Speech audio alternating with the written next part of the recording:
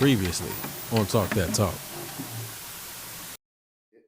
But by accepting this money, you're also going to be required to participate in the concert ensembles. You can choose. You can do jazz band, concert band, or wind ensemble. And wind ensembles was by Dr. Zachary handpicked the people for wind ensemble.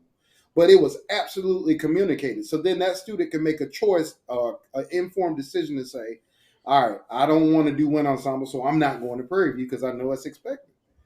And I think that's the part. I think just a lot of band directors, some do, need to communicate clearly what their expectations are for their program.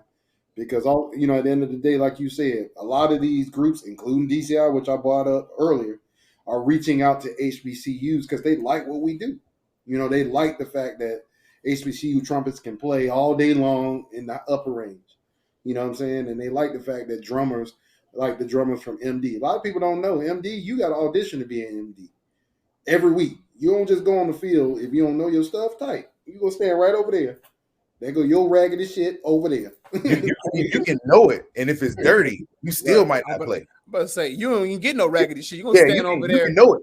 You'll be passing out water. We're passing out water, right? What a Gatorade, sir. I want to when you passing them out, but we're not going there.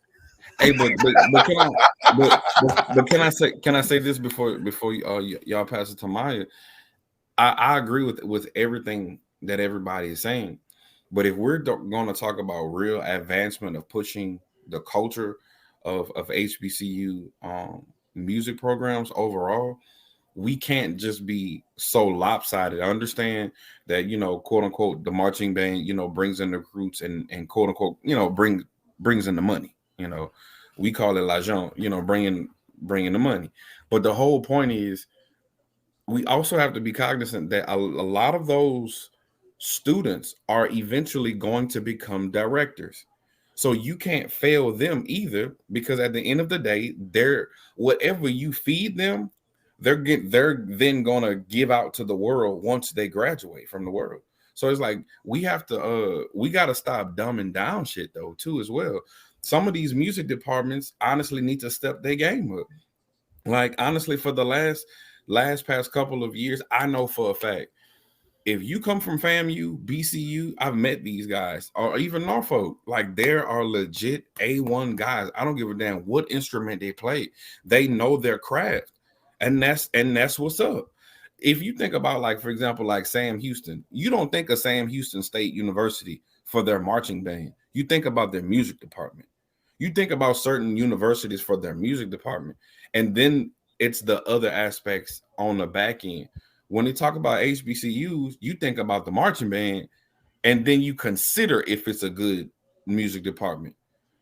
I look at Jackson State for what they've been doing lately. They've been pushing the culture. They have a great marching band as well as wind ensemble and solo ensembles and different things as well.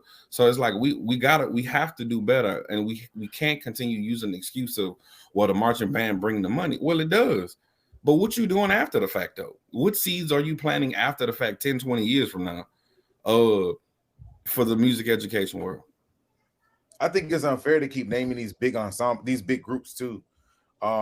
Like Jackson State, yeah, they're doing good, but they also got how many people that they can split and do whatever?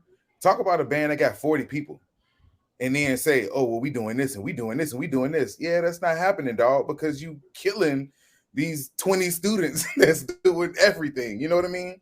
I feel that. Hell of a point, Don. Yeah, that's a hell of a point. Because we talk about DeLynn on here all the time and what they're doing at Central. Yeah, right. Like, DeLynn is a great band director. It has nothing to do with the marching.